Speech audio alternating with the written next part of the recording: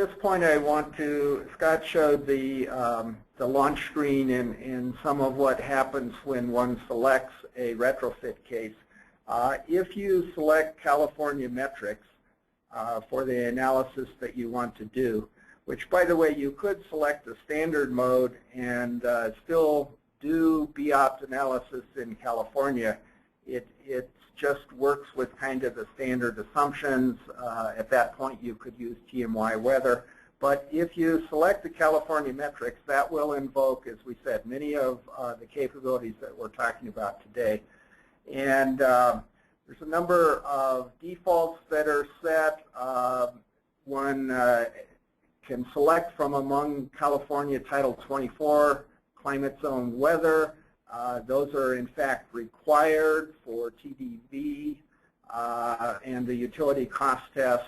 And so by selecting the California metrics on the launch screen, it sets up a number of defaults and settings for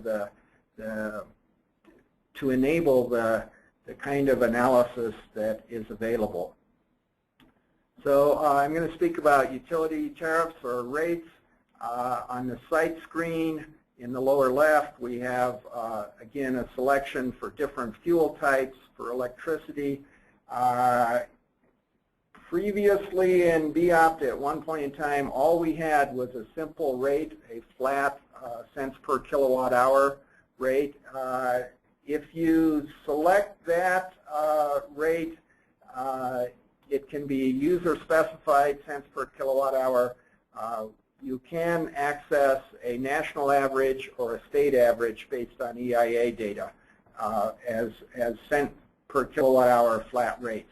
But the detailed rates, there's choices between OpenEI is a NREL website that has a database of thousands of utility rates. And so you can go there to get actual utility rates, or you could select user specified, and we'll talk about the utility rate wizard for that. So if you were to go here, and this drop down would give a number of PG&E rates where you could select the appropriate region, and then bring up, sorry, let me go backwards a second. So if you select here on this button, this is going to bring up the representation of the rate.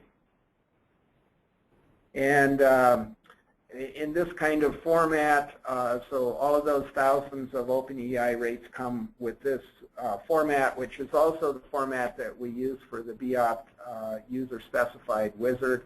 What we're showing here is a tiered rate with a summer period, May through October, and a winter period for the remainder of the year, and the thresholds and per the volumetric charges. So that's a visualization sort of thing. And then if you do a user-specified sort of thing, you can add a rate or inspect, visualize an existing user-specified rate. Here's an example. There's two choices in the form of user-specified rates, either time of use and or tiered rates, or real-time pricing for 8,760 hours in a year. So for time of use rates, looks like this, with additional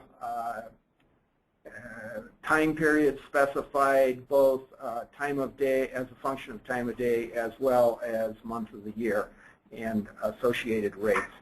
The alternatively, the time of use rate, one can enter 8,760 values. You don't have to type in all those numbers. You can, if you have a source of that data, you can paste in or get those numbers from a file. So that's the custom wizard for doing utility rates. Associated with utility rates is PV compensation, by default net metering. there's a choice between whether the annual excess sellback rate is retail electricity cost, which is sort of unusual. The more typical thing is a value that is less than the retail rate. And in fact, in the California mode, as a function of the utility that you're looking at, there's default values for the annual excess rate. There is an alternative added to BEopt here for feed-in tariffs. So if you check this box, the user can specify a rate, cents per kilowatt hour, and a escalation rate. This applies to all of the PV production, that particular type of tariff. There are some difficulties in annual simulation engines in doing net PV production if one wanted to do it at a sub-hourly resolution. So it's the full, or sometimes referred to as the gross PV production that the feed-in tariff applies to.